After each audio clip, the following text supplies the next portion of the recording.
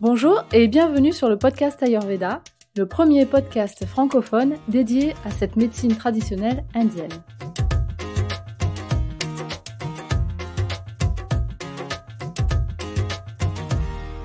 Yoga, méditation, cuisine, épices, phytothérapie, respiration, Massage, repos, digestion, saison, curcuma, graines de fenouil. tout ça, c'est de l'Ayurveda. Nous sommes Nat et Lorraine, praticiennes en Ayurveda, et un vendredi sur deux, nous partageons avec vous nos rencontres et notre passion pour cette pratique au travers de thèmes liés à la santé et à l'hygiène de vie. Vous pouvez nous retrouver sur notre site internet www.podcast-ayurveda.com, sur Facebook et sur Instagram. Aujourd'hui, nous recevons Morgane Vassoni, praticien et enseignant en Ayurveda. Nous allons parler de la psychologie selon l'Ayurveda, une branche que l'on appelle Graha Chikitsa ou Bhuta Vidya en sanskrit. Bonne écoute!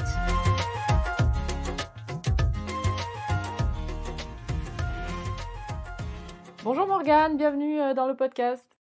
Bonjour.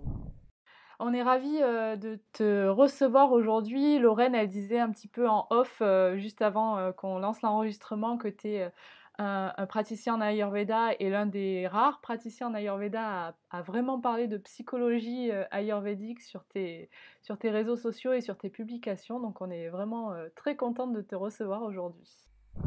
Merci. Pour t'introduire un petit peu, donc tu es praticien en Ayurveda depuis une dizaine d'années. Tu consultes aujourd'hui au sein de l'association Narayana Ayurveda à Albi et puis aussi à Toulouse. Tu proposes des cures ayurvédiques et des panchakarma en France. Et tu es également formateur pour le massage ayurvédique et aussi pour le cursus d'éducateur de santé selon l'Ayurveda. Est-ce que tout ça c'est correct? Oui. Bah, après, formateur, oui, je fais pas de cursus complet, hein. C'est plutôt un approfondissement, en fait. Voilà. Ok. Au départ, tu as une formation scientifique. Est-ce que tu peux nous expliquer comment tu as rencontré l'Ayurveda depuis ta formation, comment tu as basculé vers l'Ayurveda? En Inde, en fait. En Inde, tout simplement. J'ai fait mon premier voyage, ça remonte à 2006. Et puis, en fait, je suis tombé malade, voilà, tout bêtement, hein. C'est la meilleure chose pour découvrir l'Ayurveda en Inde. J'étais à Rishikesh, hein, c'est aux portes de l'Himalaya dans le nord-ouest. Mhm. Et puis je me suis pris, alors c'était juste avant les moussons, il y a eu un orage carabiné. Je me suis pris une fièvre bien costaud. Je ne trouvais pas trop de médecins, etc. Donc j'ai été un peu la première pharmacie venue, c'était une pharmacie ayurvédique, et puis ils m'ont donné un remède en fait à base d'or, Ok. à base de cendre Vas-y, d'or, donc. ouais, Swarna Basma. Et ça, ouais, la fièvre a bien baissé. J'ai récupéré de l'énergie parce que j'étais complètement à plat. Et puis voilà, ça a été ma première découverte. Mais après, donc, à la fin de mes études, quand j'ai décidé de repartir en Inde, donc là, oui, je me suis dit, bon, j'ai envie d'aller fouiller cette piste-là, surtout que moi, j'avais fait des études de bio. J'avais quand même un bon côté naturaliste, c'est-à-dire à m'intéresser aux plantes, aux minéraux, etc., d'un point de vue scientifique, hein. Et puis du coup, je me suis dit pourquoi pas aller fouiller cette piste-là. Et puis comme j'avais décidé de m'y installer définitivement, ce qui n'a pas été après le cas, hein, je suis revenu en France. Mais en tout cas à ce moment-là, voilà, je voulais m'y installer définitivement. En fait, j'ai eu du temps, hein. Je suis resté la première année, je suis resté quasiment un an. Alors c'est Bénarès, moi, qui m'avait complètement scotché. Je suis tombé vraiment amoureux de cette ville, et puis j'ai rencontré des gens, j'ai rencontré un médecin qui est devenu mon gourou en Ayurveda, mon enseignant. Et puis en fait, j'ai commercialisé un peu de produits ayurvédiques en France. C'est comme ça aussi que j'ai démarré. Ok.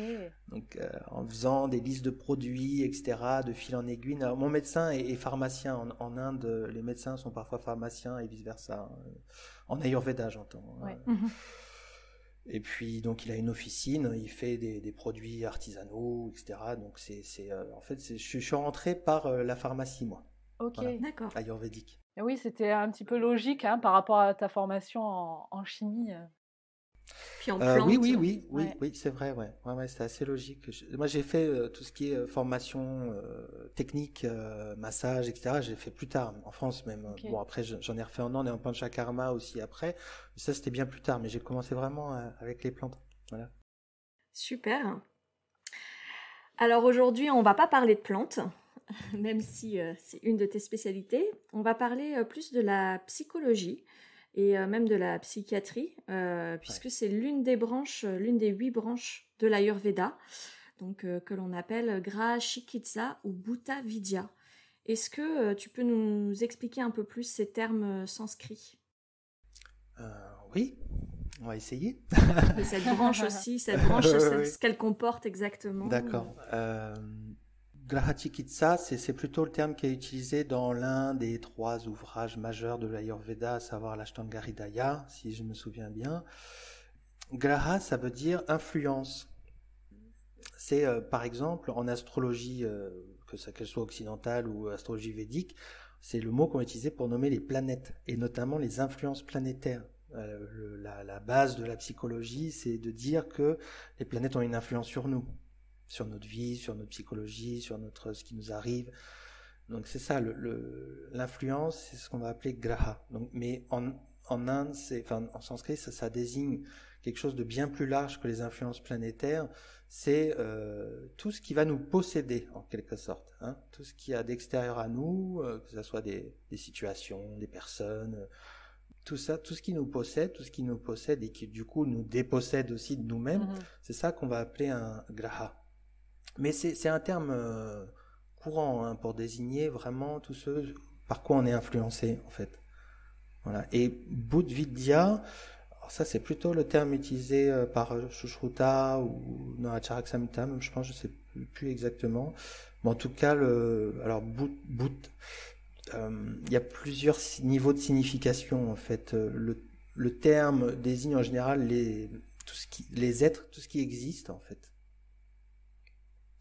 Désigne aussi les éléments, hein, les Pancha Mahabhuta, c'est-à-dire les 5 éléments, les 5 grands éléments, donc le feu, l'eau, là, etc.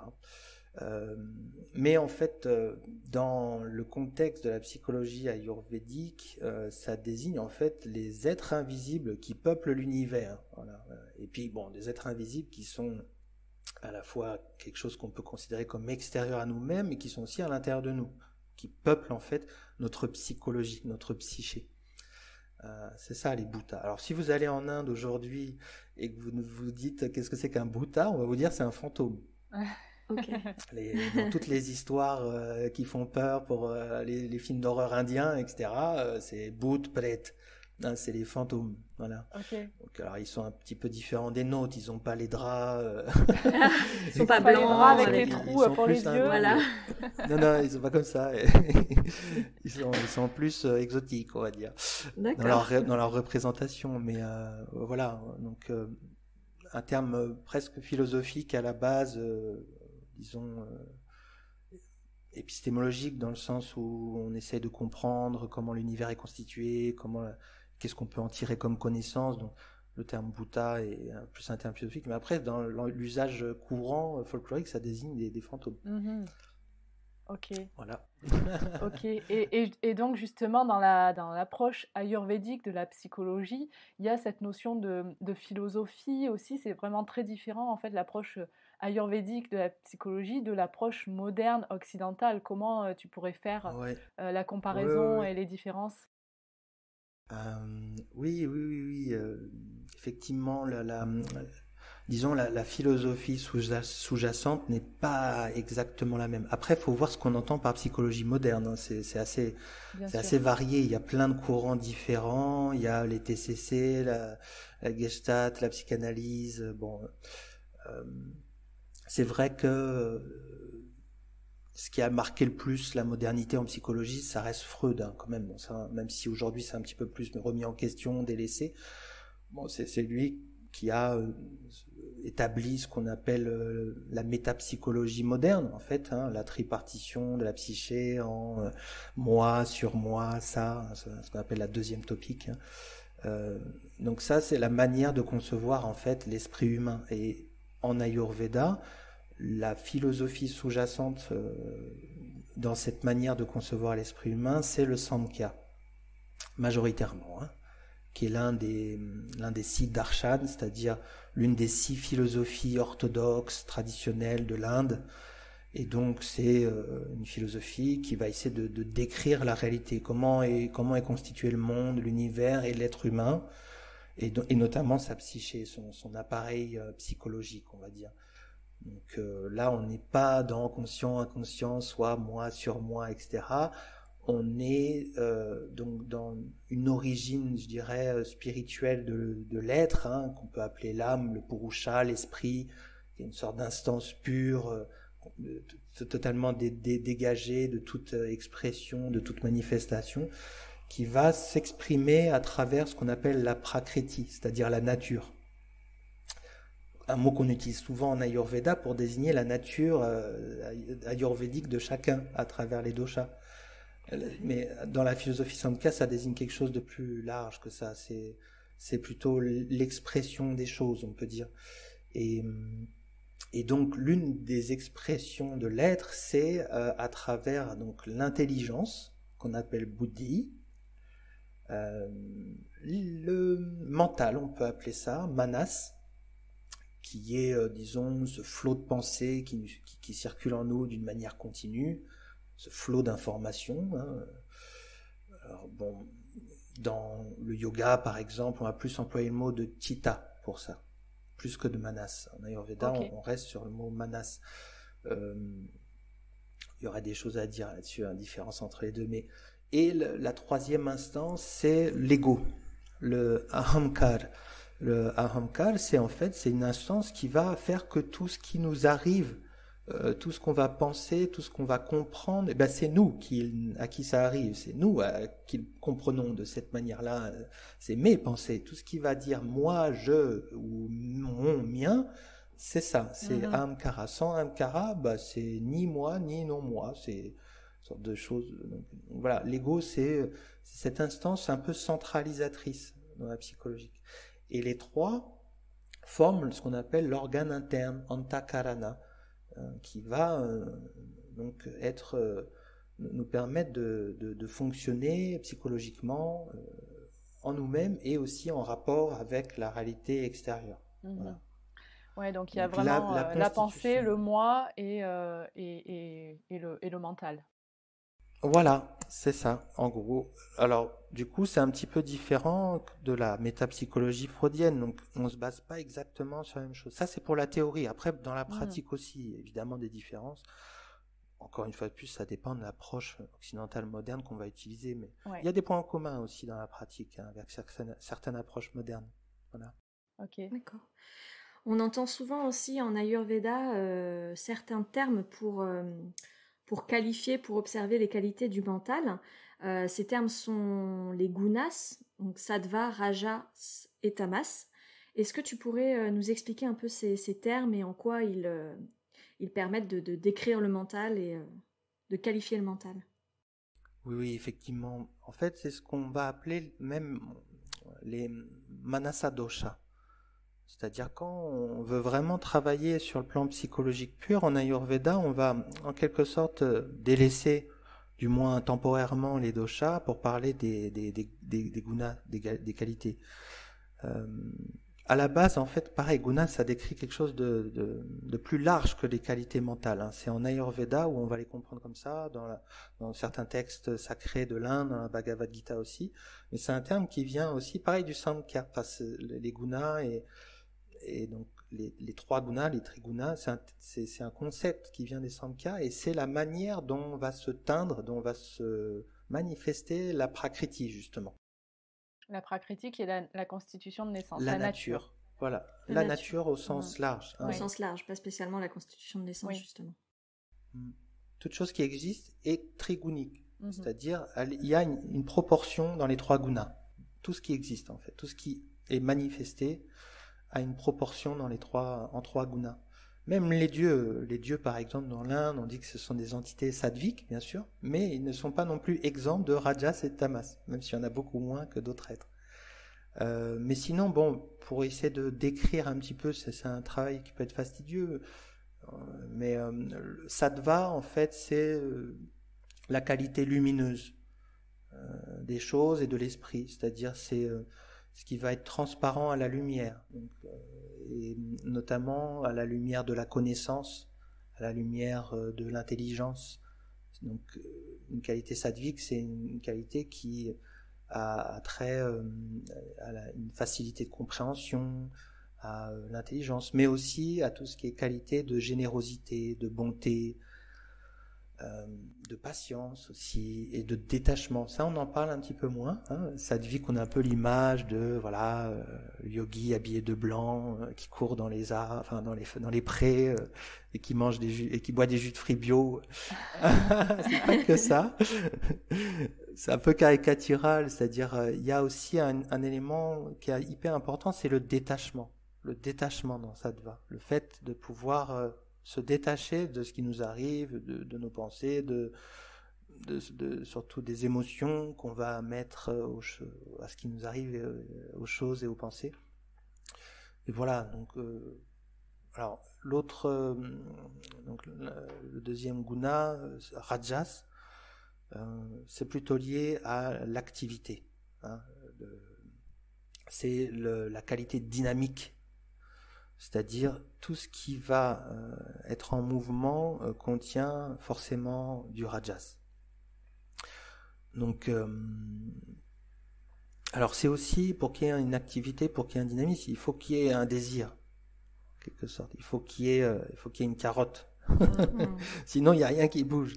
Et du coup, c'est ce qui va créer l'impulsion, mais c'est aussi ce qui va nous mettre, en quelque sorte, dans un état d'agitation, un état où on va désirer quelque chose et on va, entre guillemets, se faire du mal pour l'obtenir. Donc il y a toujours une part de souffrance dans Rajas, à partir du moment où déjà le désir en soi est toujours un peu insatiable, ça continue, ça fait un cercle vicieux.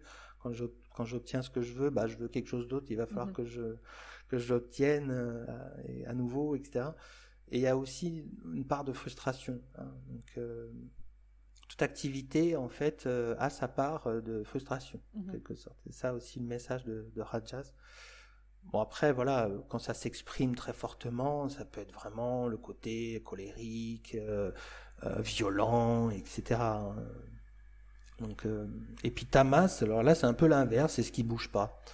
C'est ce qui est opaque aussi. C'est-à-dire, c'est une qualité qui est plutôt liée à l'ignorance, à l'illusionnement, à l'hébétude, mais c'est aussi, par exemple, lié au sommeil, à l'oubli. Vous savez, l'oubli, ça peut être une qualité aussi, d'oublier certaines choses. Si on était tout le temps dans la mémoire des choses, on deviendrait fou. Donc, et puis aussi, c'est ce qui nous permet de dormir. Le sommeil profond, et c'est une expression, en quelque sorte, de tamas. Mais pour l'aspect psychologique qui peut être plus compliqué, c'est tout ce qui est, par exemple, par exemple, la procrastination. Ça, c'est quelque chose de tamasique. Le fait de la flemme, comme on dit, le fait de se laisser aller, la négligence. Alors, ça va être la manifestation de tamas. Voilà. Okay. Bon. Les textes, les écritures les décrivent bien mieux que moi. Vous avez dans la Bhagavad Gita une description des différentes qualités.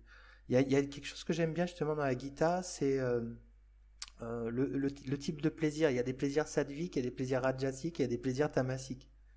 Et en fait, ça permet de bien comprendre un petit peu la différence entre les trois. On dit que le plaisir sattvique, c'est ce qui est difficile au début, mais qui s'avère être nectar à la fin.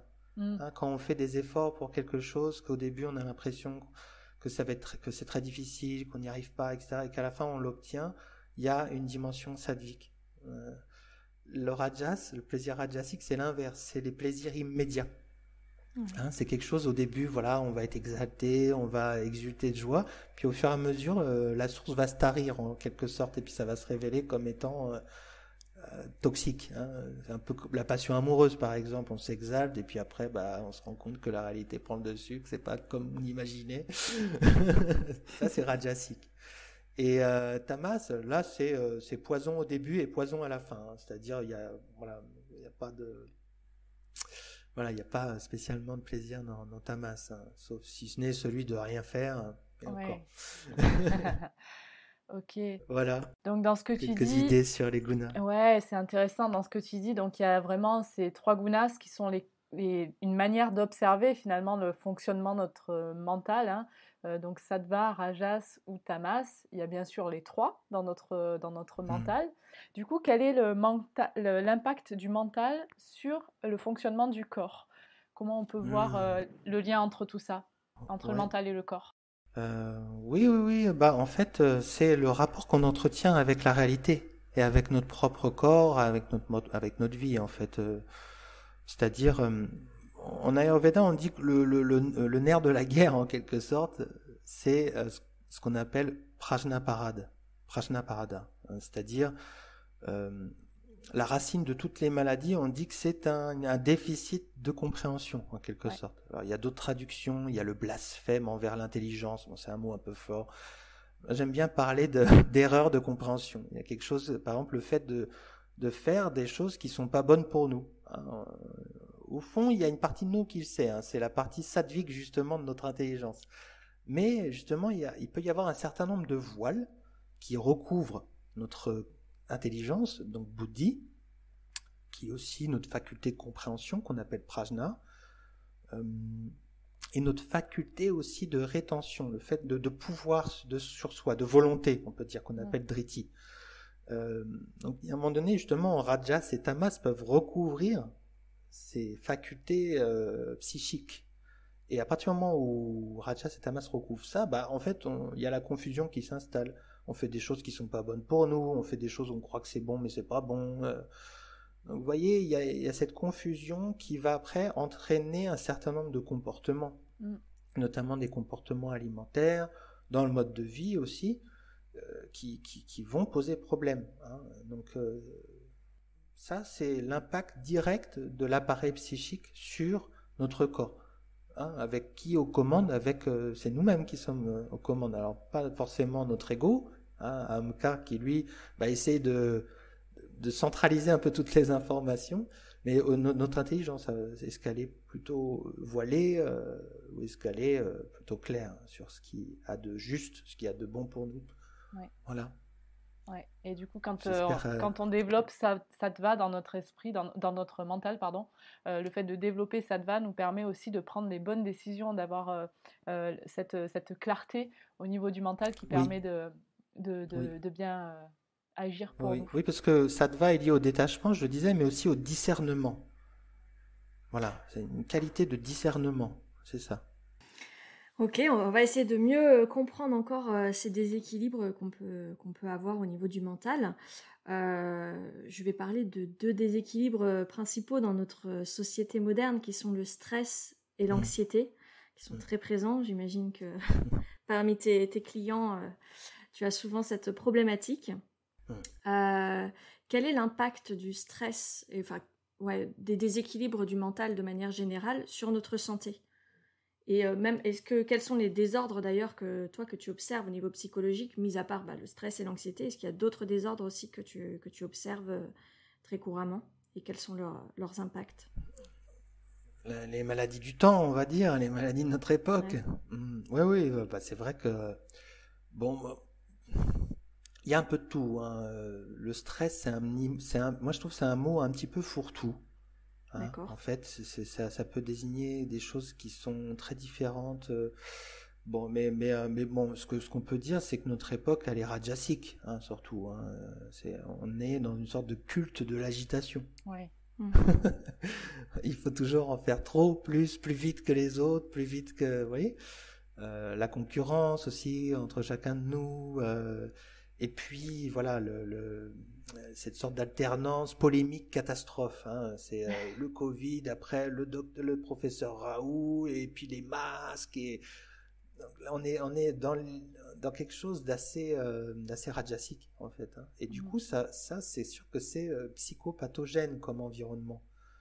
Donc après, y a, ça va se manifester de plusieurs manières. Soit ça va se manifester uniquement au niveau de notre fonctionnement propre, interne. Voilà, on va pas forcément perdre pied, mais on va accumuler un certain nombre d'émotions négatives, hein, qu'on appelle mano-vikara. Les émotions sont classées dans manas en Ayurveda. Hein. Il n'y a pas nécessairement de différence entre les émotions et les pensées en Ayurveda. L'une implique forcément l'autre. Il n'y a pas de pensée sans émotion, il n'y a pas d'émotion sans pensée, entre guillemets. Mais voilà, ce qu'on appelle manovikara, qui sont un peu comme des poisons de l'esprit, c'est des dérèglements au niveau donc de manas. Bah, c'est tout ce qui est l'illusionnement, le désir dans le sens le vouloir absolument ceci, cela, etc. La colère, la confusion, la jalousie, c'est ce qu'on appelle les manovikara. Donc à partir du moment où il y a une suractivité, un surempoisonnement du mental à travers ces émotions négatives, ça va entraîner des dérèglements au niveau déjà des gunas, même ça c'est déjà la nature même de ces émotions, c'est rajo-tamasique on peut dire, mais ça va dérégler aussi les doshas. Hein, ça va dérégler les doshas directement. Il y a un impact direct de ces mano-vikara sur les doshas. Et c'est aussi là où on va décrire par exemple un certain nombre de troubles psychosomatiques en Ayurveda. Hein, il y a des fièvres, par exemple, jvara, ou des diarrhées, atisar, qui sont de type psychosomatique, c'est-à-dire dont la racine, la cause, ce sont les mano-vikara. Après, bon, chacun va développer ce stress un peu à sa manière, chacun va l'exprimer à sa manière. Hein. Mais ça, c'est pour, voilà, on va dire l'impact direct de cet environnement psychopathogène sur notre corps, sur notre fonctionnement. On n'est pas encore, je dirais, on n'est pas nécessairement dans la psychiatrie, on est plutôt dans une sorte de psychopathologie de la vie quotidienne. La psychiatrie, c'est quand on franchit la ligne, hein, c'est le délire. Hein, quand on rentre dans un délire. Bon, est-ce que la société est délirante? Est-ce que tout le monde délire? Ça, après, moi, je ne vais pas me prononcer, j'en sais pas. Sans savoir. Mais en tout cas, c'est un peu perturbé en ce moment, ça me paraît évident. Voilà. Je ne sais pas si j'ai répondu à votre question. Oui, bien sûr. Tu nous dis bien que l'impact de l'environnement qui est rajasique, justement, a un impact sur notre mental. Oui, c'est sûr. Et il y a aussi tous les désordres de type dépendance, ça qui est aussi un désordre du mental. Est-ce que tu peux en parler un petit peu? Oui, en Ayurveda, par exemple, on a surtout l'étude de la dépendance à l'alcool, hein, qu'on appelle madhyataya, l'alcoolisme en fait, qui est classifié parmi les troubles psychosomatiques en fait. Hein. Donc il y a toute une... En fait, ce qui est intéressant, les dépendances, alors là je prends l'exemple de l'alcool, qui est vraiment un cas classique dans les textes, hein, classique, c'est... En fait, le problème vient pas de l'alcool en soi, le problème vient de la manière de boire. Il y a une manière de boire. Voilà. Il y a une manière de boire qui est, je dirais pas forcément sadvique, mais au moins qui pose pas de dépendance, c'est-à-dire le fait, voilà, pour nous, dans notre culture, le fait de boire un coup à table, en famille ou avec des amis, ça va pas forcément entraîner une dépendance.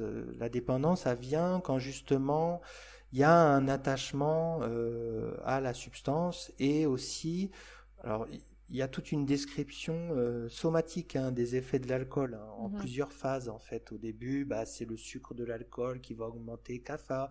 Après, voilà, il peut y avoir effectivement l'acidité en quelque sorte de l'alcool qui va augmenter pitta.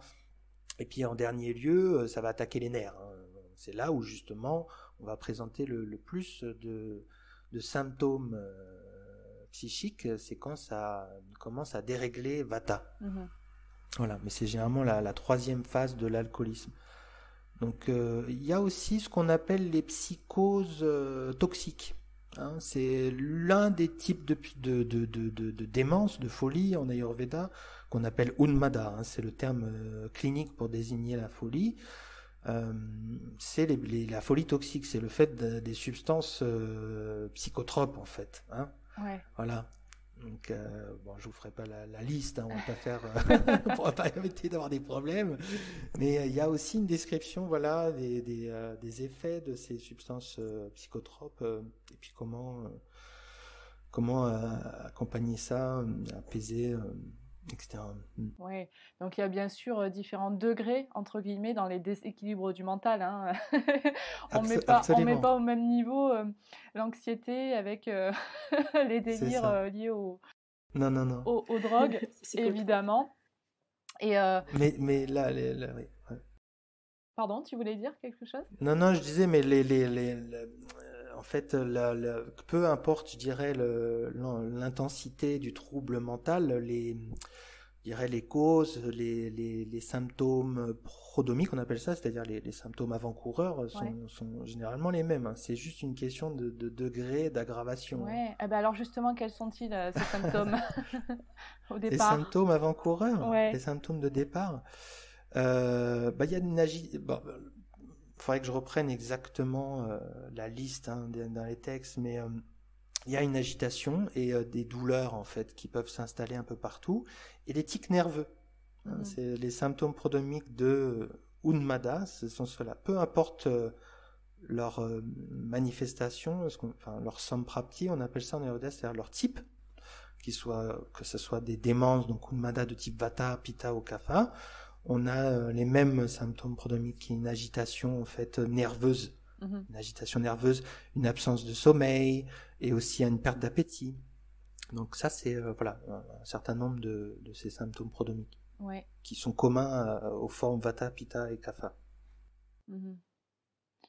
Dans ce que tu dis, c'est un peu ce que décrivent les gens qui se retrouvent avec des troubles du mental, tu vois, du type burn-out, des choses comme ça. Enfin, Oui, là, c'est justement le ouais, moment extrême, mais ça a ouais, commencé avec des petits symptômes du type une effectivement, irrégularité au niveau du sommeil, c'est ça. des petites douleurs diverses, etc. Ouais, Mm. tout à fait. Exactement. Oui, oui, ça c'est aussi une maladie de l'époque, le burn-out. J'ai eu pas mal de patients que j'ai accompagnés. Mm. Effectivement, ça s'en rapproche dans les descriptions. En tout cas, on peut les accompagner, ces clients-là, grâce à l'Ayurveda, et on en vient un petit peu aux traitements qui sont proposés. Alors, bien que, juste pour recentrer, évidemment, tout traitement dépendra de la personne qui vient te voir, de sa constitution de naissance, de son Oui, déséquilibre, donc Prakruti et Vikruti. Donc ici, ce dont on va parler, c'est juste des pistes de réflexion et des outils que tu peux utiliser grâce à l'Ayurveda pour ouais. accompagner les personnes ayant des désordres psychologiques. Donc, qu'est-ce que tu proposes comme type d'accompagnement, comment ça se passe, comment ça se déroule? Oh oui, bah déjà, il faut quand même s'assurer que la personne, si c'est des choses qui sont assez graves, soit prise en charge médicalement, hein. C'est aussi notre rôle de, voilà, de faire le pont, d'essayer d'avoir une démarche complémentaire. C'est aussi très important par rapport à la médicamentation. Les personnes qui sont sous traitement, antidépresseurs, anxiolytiques, etc., faut quand même un minimum connaître pour éviter de faire des doubles emplois avec des plantes, par Mhm. exemple, ce qui peut être très dangereux. Tout à fait. Bon, après, il faut essayer de faire un examen ayurvédique, de comprendre où la personne, bon, la prakriti de la personne, aussi bien donc sa constitution doshique, c'est-à-dire physiologique, et sa constitution mentale, qu'on appelle manasa prakriti, donc avec les fameux gunas, hein, Mhm. comment la personne, sur quel pied danse-t-elle, normalement, on va dire. Et puis après, voilà, essayer de comprendre les différents troubles qu'elle peut exposer, si c'est au niveau des doshas uniquement, hein, si c'est aussi au niveau des gunas, et en l'occurrence des formes justement de dépersonnalisation et d'influence, hein, des influences extérieures, des phénomènes d'emprise par exemple, ou un deuil, etc. Donc là, on doit justement essayer de comprendre le type, je dirais, de troubles psychiques, les causes aussi. Mm. Donc déjà, quand on connaît la cause d'un problème, c'est une bonne voie pour le Un bon résoudre. départ. Ouais. Qui peuvent être des causes internes ou des causes externes, hein. Voilà, oui, c'est ça. Mm. Après, en ce qui concerne l'accompagnement, bah, il y a 3 pistes. Ça, c'est les 3 pistes traditionnelles. Il y a ce qu'on appelle Yukti Vyaprashraya, c'est-à-dire le traitement par des substances, hein, c'est-à-dire que ça soit un traitement externe par des massages ou du panchakarma, c'est-à-dire des purges, lavements, etc. Mais aussi des plantes et un régime alimentaire. Voilà, on va faire intervenir la nature, hein, tout simplement. Et dans ce cas-là, dans ce cas donne en fait de remèdes. Il y a ce qu'on peut traduire, un petit peu osé comme traduction, de forme de psychothérapie qu'on appelle Sattva Abhajaya, qui veut dire, on peut traduire par conquête de l'esprit, contrôle de l'esprit. Donc ça, en fait, ça passe par un certain nombre d'exercices cognitifs, on peut dire. Ça peut être la méditation, la concentration, mais aussi le fait de faire un petit peu le tri dans ce qui nous obsède pour essayer de remettre chaque chose à leur place. Donc ça, c'est un accompagnement sous forme d'entretien, en fait, avec un certain nombre de conseils aussi qui nous sont donnés dans les textes classiques par rapport à la manière de conduire cet entretien.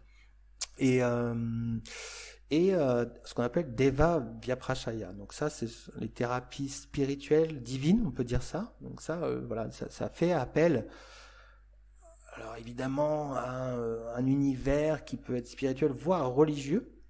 Par exemple, on parle de pèlerinage, de rituels, de pratiques de prière, de mantras, effectivement, si on veut rester, je dirais, dans une approche un peu laïque, qui est ouverte à tout type de croyances, en fait, on peut dire que l'approche, c'est une approche symbolique. C'est-à-dire, on va essayer d'accompagner le trouble avec des outils symboliques. Voilà. On va mettre une image sur ce trouble-là, et puis on va essayer à ce que la personne rentre en contact avec cette image, lui dise ce qu'elle a à dire, et puis qu'elle finisse par s'en départir, en fait. Et on va utiliser des rituels symboliques. Voilà. Donc, on n'est pas obligé d'être dans le pur contexte hindou traditionnel, etc., pour faire ce qu'on appelle Deva Vyaprachaya. Oui, puis l'approche spirituelle, elle est vraiment aussi elle dépend aussi de chaque personne et de sa manière de voir la spiritualité. On en a beaucoup parlé dans un épisode avec Hugues, tu sais, le thérapeute j'ai écouté un petit peu, oui. Oui, et puis la spiritualité, là par exemple, pour les problématiques de deuil, d'accompagnement de deuil, le fait de savoir et le faire correctement d'enterrer ses morts, en quelque sorte, c'est hyper important pour le deuil. Et qu'est-ce que c'est que l'enterrement ou la cérémonie funéraire? C'est un rituel. Donc même si on n'est pas croyant, en fait, c'est nécessaire quand même pour dire au revoir, comme on dit. Donc voilà, il peut y avoir en fait des choses comme ça qui n'ont pas été faites ou qui ont été mal faites ou qui n'ont pas été intégrées par le patient, le refaire. Le refaire en présence d'un accompagnant qui soit formé à ce genre de choses, bien sûr. Ok. Donc pour les traitements ayurvédiques, on va dire, tu nous as parlé donc de 3 voies, 3 pistes différentes. La première qui est l'approche physique, en fait, de traiter les doshas, tout simplement. La deuxième qui est l'approche du mental, c'est-à-dire de développer sattva au niveau du mental. Et la troisième qui est la voie spirituelle. Si on revient un petit peu en arrière par rapport à ce que tu nous as dit, pour développer un petit peu sur l'approche, on va dire, physique, et donc l'hygiène de vie, l'alimentation. On va commencer peut-être par l'hygiène de vie. Comment le fait d'adapter son hygiène de vie, ça peut avoir une influence sur la qualité du mental? C'est quoi les premières actions qu'on va mettre en œuvre dans l'hygiène de vie pour réguler les déséquilibres du mental? Quand on se lève le matin, la première chose...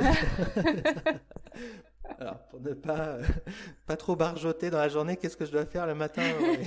Par exemple. Ok. En fait, outre effectivement les pratiques d'hygiène quotidienne, de ce qu'on appelle dinacharya, c'est-à-dire le fait de se laver, déjà, ça fait partie de dinacharya. Il y a des choses qui peuvent être plus intéressantes, par exemple nasya, le fait de mettre des gouttes d'huile dans le nez. Alors, le problème, c'est dans ce genre de conseils, c'est que c'est un peu trop général, donc ça nécessiterait une adaptation à chaque profil. Donc pour les personnes qui sont de constitution vata ou qui ont des déséquilibres du vata et puis éventuellement des symptômes psychosomatiques liés au vata, effectivement faire nasya avec de l'huile de sésame, ça peut être intéressant. Et le fait de se masser le crâne aussi avec de l'huile de sésame, les tempes notamment. Et ce qu'on connaît un petit peu moins, c'est les fumigations aussi. Après nasya, normalement, on fait ce qu'on appelle dhumapan. Et ça, c'est des fumigations thérapeutiques. On fume en fait. mais par le nez, pas Ouais. par la bouche. On Et c'est aspire pas la du tabac. fumée. Et c'est pas du tabac, voilà. On aspire par le nez et on crache par la bouche. Hein. Après, le tabac, justement, on en parle, le tabac, à la base, c'est la même idée de détournement. Hein. Les addictions, en fait, c'est compris souvent comme un détournement d'un usage sacré ou d'un usage correct d'une substance. Le tabac, en Amérique du Sud, quand il est injecté d'une manière médicinale, sous forme de poudre très fine, par exemple, que le guérisseur va cracher d'un coup sec dans le nez, là, on sent la qualité, je dirais, perçante du tabac, hein, qui va décongestionner fortement le cafard. Bon, après, non, c'est pas le tabac qui est utilisé, d'ailleurs, c'est pas une plante indienne, non, alors les fumigations vont dépendre, il y a, par exemple, des fumigations de cannelle, de curcuma, mais alors généralement, c'est aussi mélangé avec du beurre clarifié, surtout quand on veut éviter que la fumée soit trop sèche. Euh, pour les afflictions mentales, c'est un petit peu olé olé, hein, les substances qu'on met dedans. Hein. Donc, les trucs soft, ça peut être par exemple des graines de moutarde ou de l'azafétide. Hein, l'azafétide qui a une réputation aussi de chasser la négativité. Donc on va l'inhaler. Mais après, il y a aussi voilà, des choses, bon, par exemple de la fiente de différents animaux, etc. C'est assez bizarre hein, quand on regarde dans les recettes, dans les textes classiques, ça fait un peu les recettes de sorcières, quoi. Ouais. Il y a beaucoup de substances qui sentent mauvais.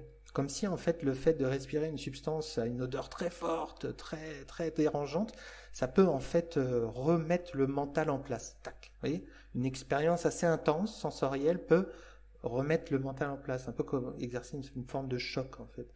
Je me demande si c'est pas pour ça que quand on lit certaines formules de fumigation dans les textes classiques pour les problèmes d'Unmada, donc de déséquilibres mentaux, ça donne pas envie. Hein. Mais je me demande si c'est pas ça, si c'est voilà, le choc sensoriel que ça peut produire. Voilà. Donc c'est surtout voilà les pratiques qui ont attrait à la partie du cœur jusqu'au sommet de la tête, si vous voulez. Ouais. Voilà. Ouais, tu parlais du nasia justement. On en Ouais. avait déjà parlé, je pense, dans un épisode du podcast où justement on expliquait que le nasia, en fait, c'est le nez et la porte d'entrée vers le cerveau, et que donc Absolument. tout à fait toutes les pratiques de nasia peuvent être bénéfiques pour les Absolument. désordres Après, voilà, mentaux. il y a le nasia quotidien, quand on met 2-3 gouttes par jour. Et il y a le nasia en thérapie panchakarma. Le nasia, ça fait partie des 5 karmas. Et donc là, on en met en plus grosse quantité, mais on prépare mieux le patient. On fait des massages, on appuie sur certains points marmas de la tête pour. Il y a tout un conditionnement en quelque sorte. Bon, pour les personnes qui nous écoutent et qui ne savent pas par où commencer, donc il y a la thérapie nasia, on peut la faire à la maison de manière assez simple en mettant juste quelques gouttes d'huile dans le nez, ou bien effectivement si on veut un nasia en thérapie plus complète, on peut aller voir un praticien en Ayurveda qui pratique ça. Voilà. Pareil pour les fumigations. Tout à fait. Avoir des conseils. Après, pour le reste des pratiques, en fait, c'est plus l'hygiène mentale. En fait, Ouais. là, il y a une hygiène mentale. En fait, alors il y a des indications, il y a des pistes dans les textes classiques, toujours pareil dans la Charaka Samhita, par exemple. Il y a ce qu'on va appeler sadvrita. C'est-à-dire, c'est la conduite, acharya, la conduite, je dirais, la conduite quotidienne, comment se conduire en société, comment manger, comment parler. Bon, en ce qui concerne la conduite mentale, effectivement, c'est en fait le respect des rites. Hein, vous voyez que ce genre de conseils, en fait, ils sont vraiment propres à la société hindoue et notamment la société védique, en fait, ce sont beaucoup de prescriptions pour les prêtres hindous, en fait. Les conseils donnés en Ayurveda pour la conduite quotidienne, etc., c'est plutôt, en fait, à la base, ça vient des conseils qu'on donnait, enfin, qui étaient adaptés pour les prêtres hindous. Hein, le fait, par exemple, de faire des rituels quotidiens, le rituel au feu, hein, que tout brahman est censé faire. Il a un foyer dans sa maison où il va invoquer les divinités tous les jours dans un état de pureté. Voilà. Donc bon, là, si on essaie de s'inspirer un petit peu de ce mode de fonctionnement, de cette hygiène mentale, bah, c'est le fait déjà d'avoir un rythme de vie assez sain, de se lever assez tôt, de commencer par exemple par de la méditation. Bon, ça c'est plus facile à dire qu'à faire, mais aussi voilà d'avoir un certain nombre de rituels quotidiens.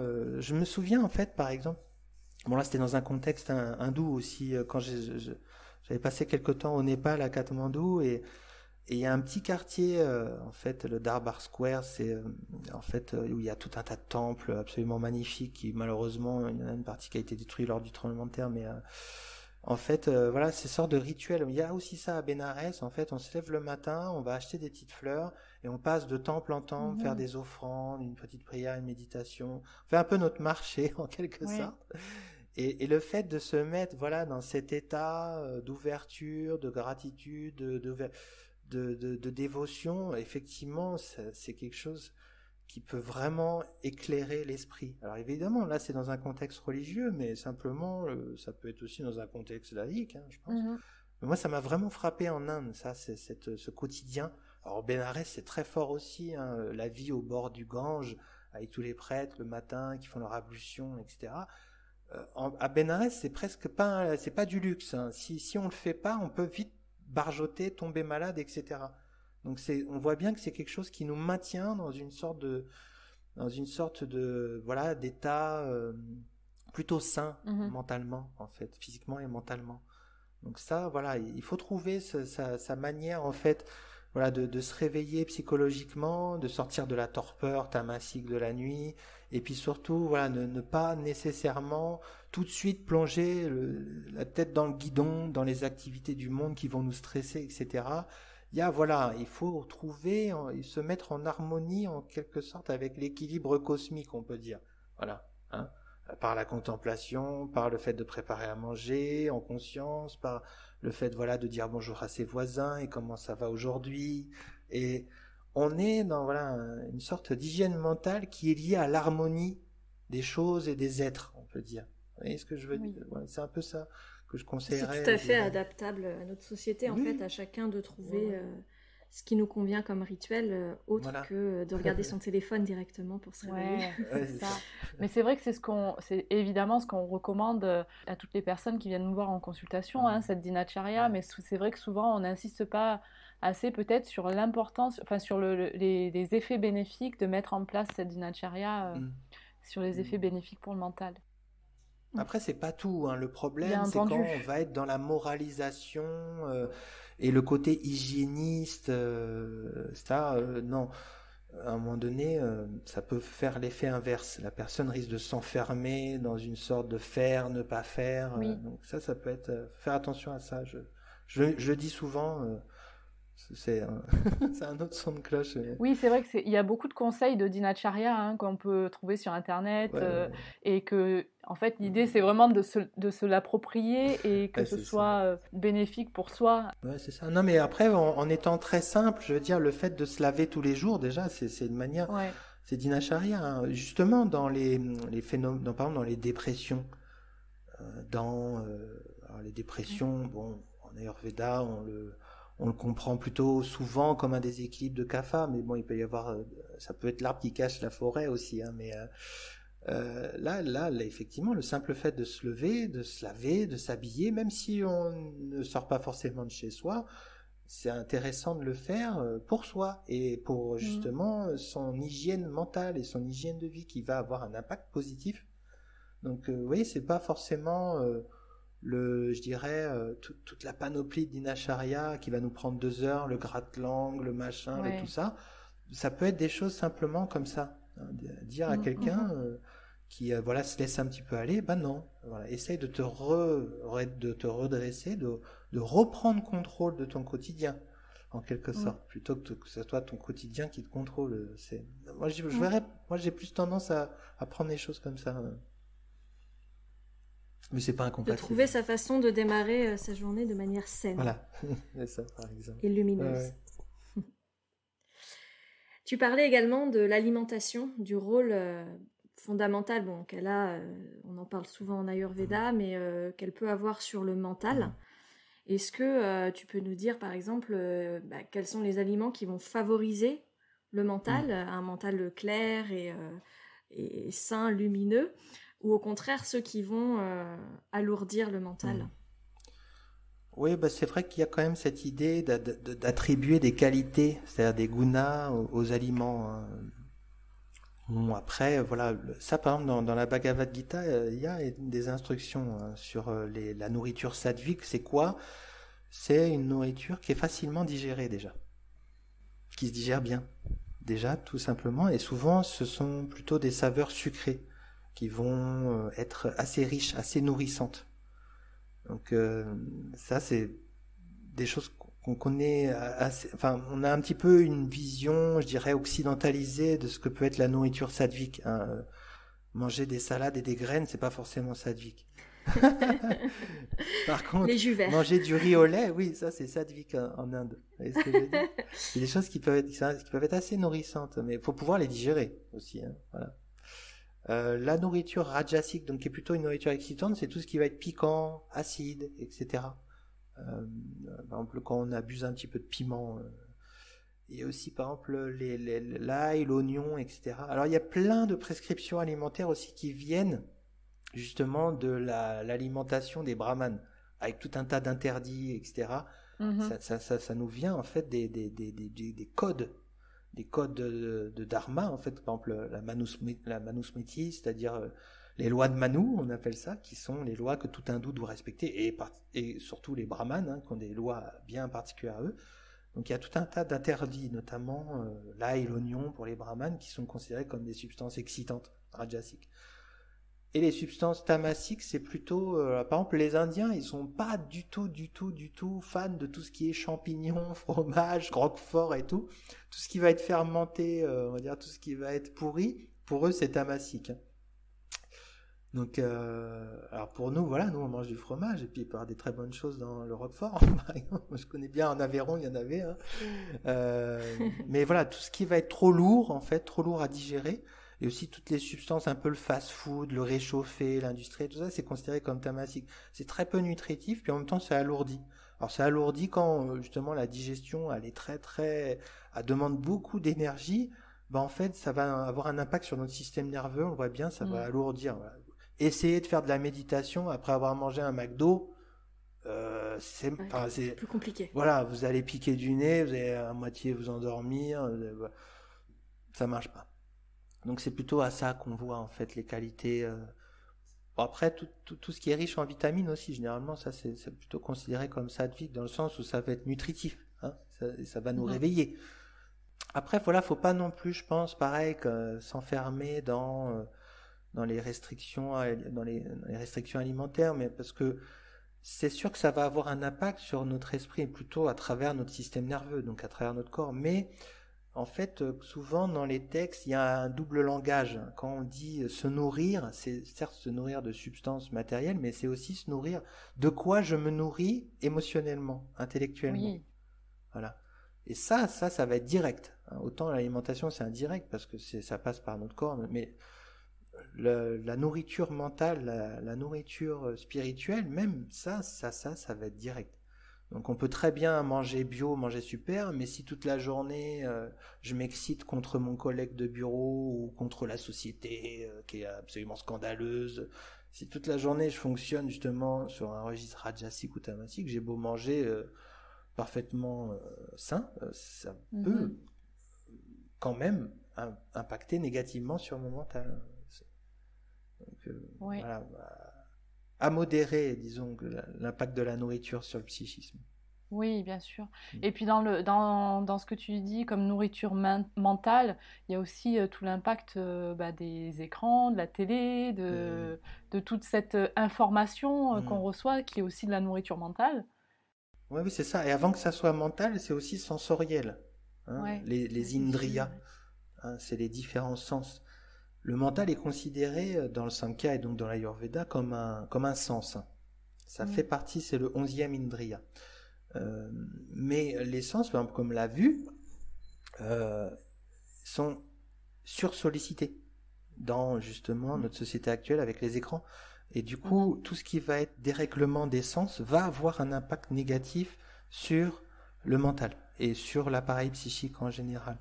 Donc effectivement, il y a tout un chapitre, par exemple, de la Charaka Samhita sur l'activité des sens. Hein. Par exemple, il faut être dans une sorte de juste milieu. C'est-à-dire, faut pas être dans la surexcitation sensorielle. Par exemple, le fait d'être constamment en contact d'images rapprochées, etc., comme cas d'écran. Faut pas être en sous-stimulation aussi. C'est-à-dire être plongé dans le noir toute la journée.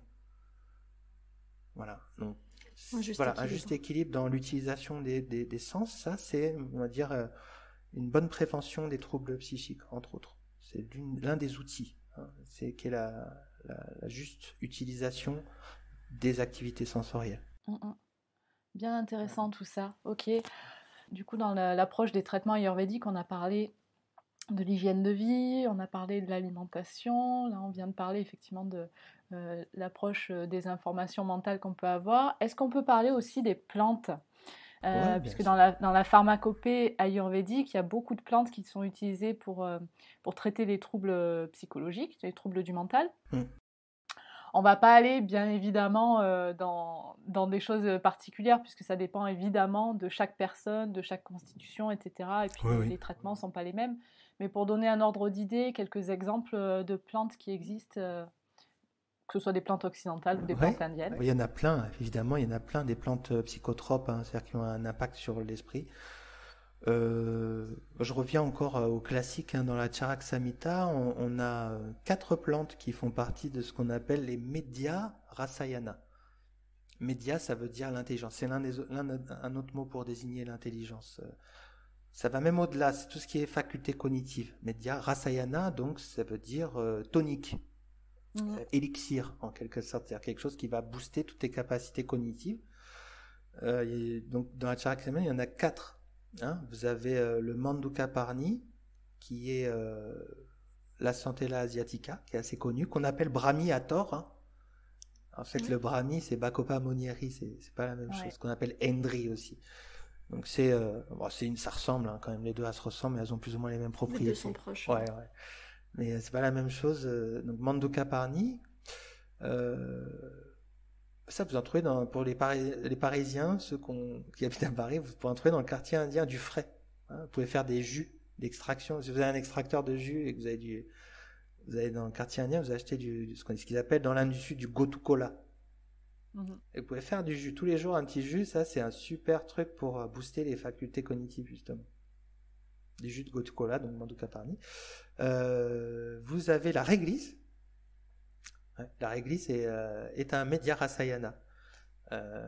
Vous avez le Guduchi, Tinospora cordifolia, qui est une sorte de liane en fait, qui est pareil un Rasayana, alors qui est moins connu pour ses activités psychotropes. C'est plutôt souvent utilisé pour apaiser Vata et Pitta, pour les problèmes de foie, de fièvre, etc. Avec le Covid en ce moment, on en parle pas mal du Guduchi en Inde, mais c'est aussi considéré comme un Medhya Rasayana. Donc c'est notamment la sève quand vous l'avez fraîche là, la sève de Guduchi, aussi les racines. Il y a donc Guduchi, puis le 4e c'est le Shankpushpi, qu'on appelle la fleur de conque. Shanka, la conque, Pushpi, la fleur de conque. Et ça ressemble à un liseron. On n'en trouve pas ici, ça pousse pas, ça pousse en Inde, ça pousse en Afrique aussi, et les marabouts africains l'utilisent. Et notamment l'indication, oui, ça j'ai retrouvé ça, l'indication du Shankpushpi dans je sais plus quelle ethnie, marabout d'une ethnie du Congo, je sais plus, c'est pour la paix des ménages. Ah, ok. Et en fait, c'est une plante qui est assez apaisante en fait, notamment sur le plan émotionnel. Quand on a une hyper émotivité, le Shankpushpi est très intéressant. Et c'est lié plutôt au Pitta. Hein, c'est un anti-Pitta, le Shankpushpi surtout. Donc voilà, les 4 Medhya Rasayana de la Charaka Samhita. Mais après, il y a des choses qui sont peut-être encore plus spécifiques. Par exemple, vous avez le Sarpaganda, qui est la liane du serpent, je crois, c'est son nom. En fait, c'est des plantes, faut vraiment faire attention. Hein. C'est des plantes, c'est un très puissant hypotenseur, donc c'est surtout utilisé pour les problèmes d'hypertension. Et en fait, c'est intéressant parce que l'un des premiers neuroleptiques chimiques qui a été développée aux États-Unis dans les années 50, qu'on appelle la réserpine, qui est plus utilisée, hein, parce qu'il y a tout un tas d'effets secondaires. Donc c'est un antipsychotique, hein, pour les délires. C'est tiré de cette plante-là, de la pharmacopée ayurvédique, du sarpaganda. Voilà. Sarpaganda, ok, je connaissais pas cette Ouais, plante. le sarpaganda. Bon, après, vous avez par exemple le nar himalayen, qu'on appelle Jatamansi, qui est la valériane indienne. L'avantage, la valériane est aussi connue, la valériane officinale est aussi connue en Inde, hein, mais c'est une plante rare. Par exemple, mon médecin, mon gourou, il m'a tanné pour que je lui ramène de la valériane, parce qu'en Inde, c'est très rare. Ok. Ouais. D'accord.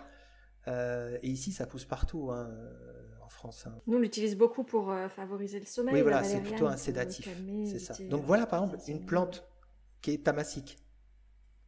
Toutes les plantes qui Oui. endorment, les plantes sédatives, ont des qualités tamasiques. Donc vous voyez, le tamas, c'est pas forcément négatif dans tous les cas. Ouais, c'est pas négatif. Voilà. Alors justement, la Jatamansi est moins tamasique et moins lourd que la valériane officinale. Et la valériane officinale est plutôt anti-vata, anti-kapha, plutôt chauffante, alors que le Jatamansi est plutôt refroidissant, anti-pitta. Anti-pitta, oui.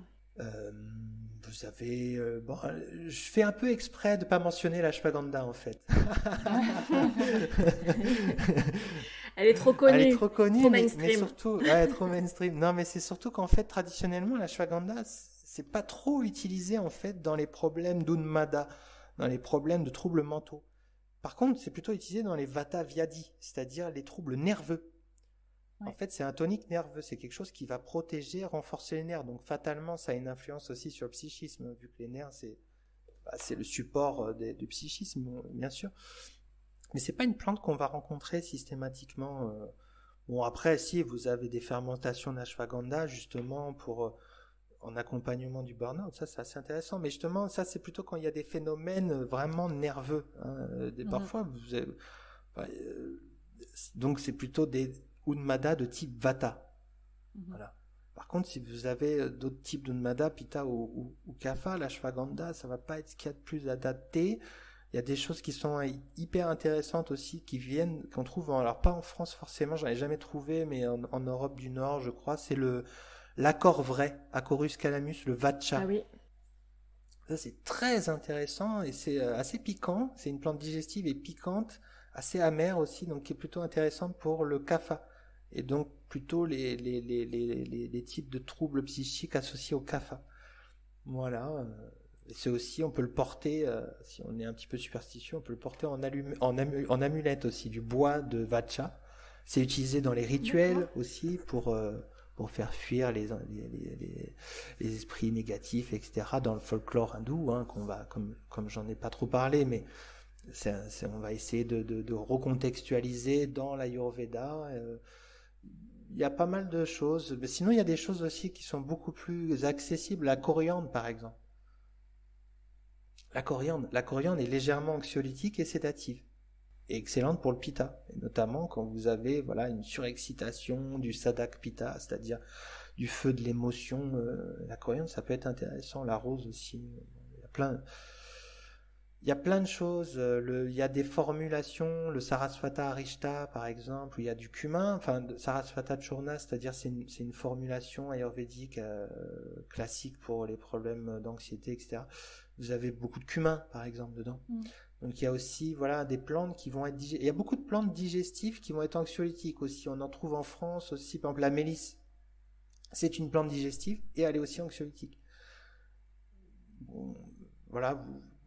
Là, ça fait un peu la liste. Là, la liste est longue, hein, je vous préviens. Oui, après on sait très bien. Il faut faire attention une petite chose à préciser, c'est peut-être important. C'est attention, au double emploi avec les traitements chimiques, hein. Le cas d'école, le cas le plus connu, c'est par exemple le millepertuis.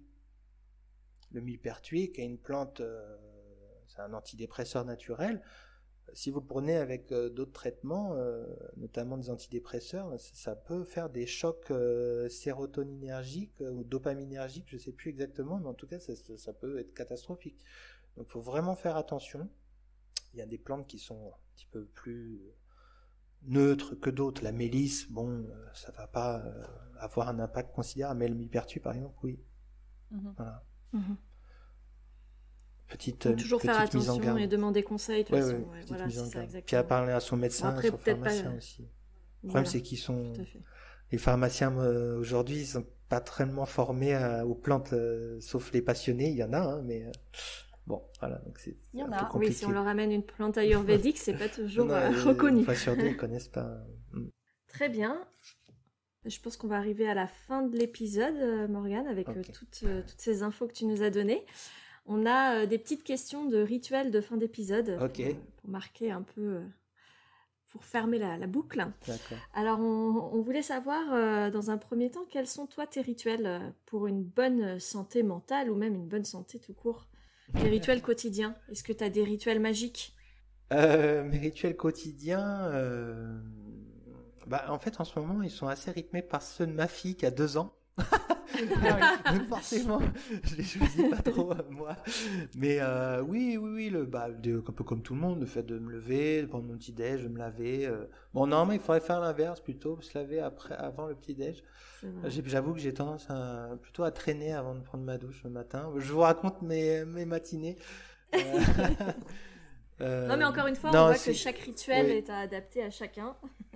Non, c'est vrai que là, moi, ce que j'aime bien faire, c'est aussi, disons, avoir des activités intellectuelles, hein, surtout dans les heures du Vata. Je suis assez prolixe intellectuellement, donc j'ai plutôt tendance à lire, à écrire aussi. Bon, il y a aussi le fait, voilà, bon, sans rentrer dans les détails, mais des activités rituelles, c'est-à-dire le fait des pratiques personnelles, spirituelles, ça c'est quelque chose qui est assez important. Alors je le fais pas tout le temps, mais j'ai des périodes en fait. Et je sais que pendant ces périodes-là, comme par hasard, c'est là où je fonctionne le plus sainement mentalement, hein, quand je mets ces pratiques de méditation, de mantra, etc. en place d'une manière régulière. Là, effectivement, je vois bien, au niveau d'hygiène mentale, l'incroyable pouvoir que ça peut avoir sur la clarté mentale, sur la prise de recul aussi.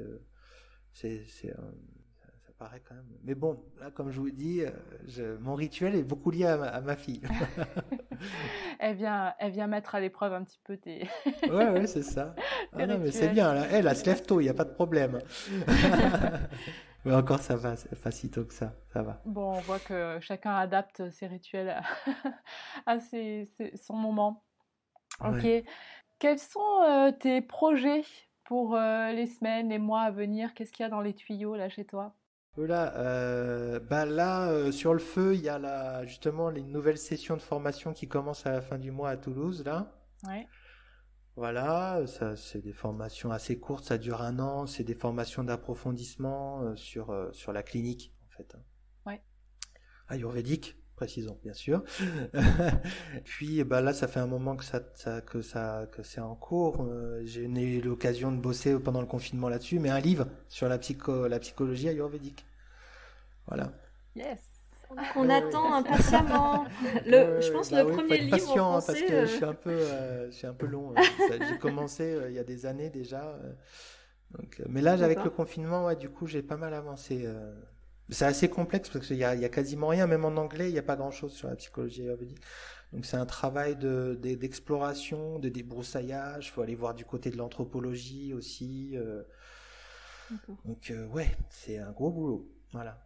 Ça va être une mine d'informations.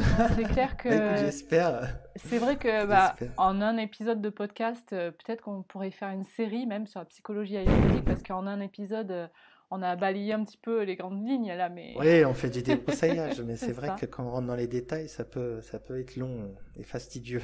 Ouais. Ça peut faire un livre, quoi. C'est ça. Ouais. Ok, Voilà. super, de beaux projets à venir alors.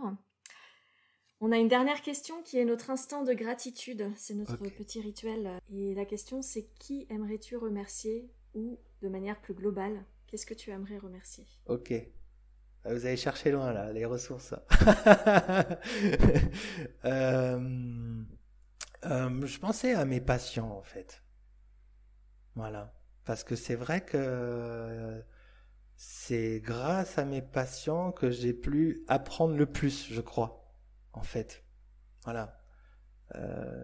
Moi, j'aime bien quand il y a une certaine horizontalité avec les usagers. Patient, ça peut être un gros mot, hein, donc avec les usagers, c'est-à-dire la personne, en fait, quand c'est le plus sur elle-même, c'est la personne concernée. Hein.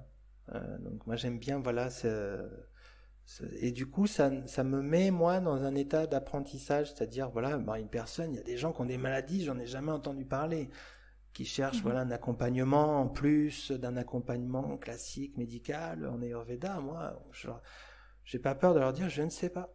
Vous savez, vous allez m'expliquer qu'est-ce que vous avez comme problème. Je vais essayer de comprendre, et puis après, je ferai ma petite traduction dans ma tête en termes ayurvédiques, mais du coup, voilà, j'ai beaucoup appris, en fait, comme ça.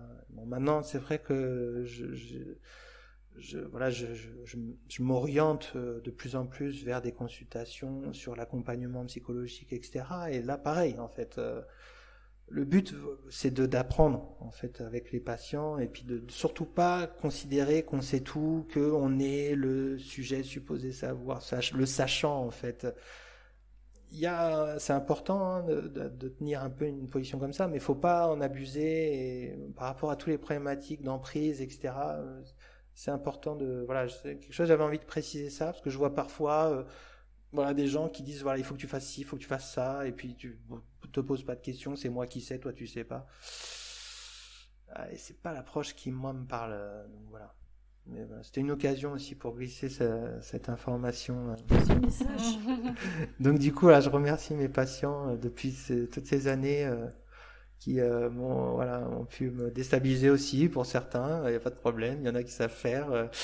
Et puis voilà, non, c'est une grande aventure en fait. Ok, le message est passé. Ouais. Où est-ce que nos auditeurs peuvent te retrouver ?